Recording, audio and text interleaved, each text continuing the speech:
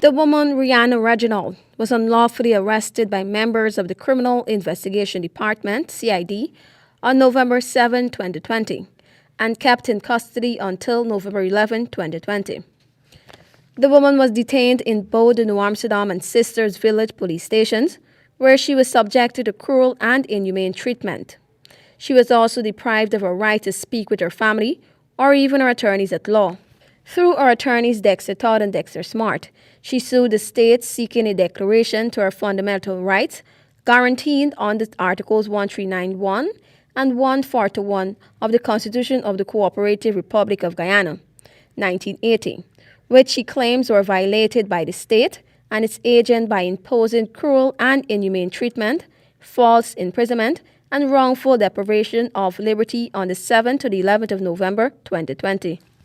She also sought compensation from the state for those breaches of her rights.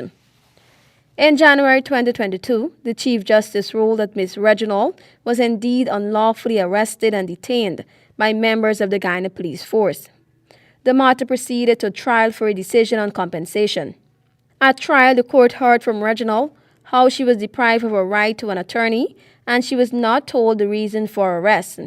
Further, she was forced to stay in a cell with human feces and urine on the floor of the cell, since the toilet present in the facility was not operational.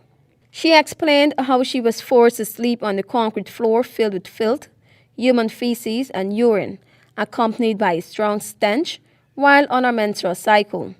As a consequence of the police's unlawful actions, Reginald suffered humiliation, distress, embarrassment, and emotionally and mentally traumatized. In a ruling on damages compensation, the Chief Justice awarded a total sum of $2.2 million to the woman for the breaches of her fundamental rights.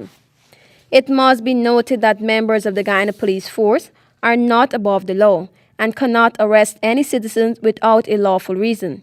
The rights of all citizens are enshrined in the Constitution of Guyana, and the rights provided under the said Constitution must be protected by the judiciary, the lawyers reminded. Tiana Co reporting for the HGP Nightly News.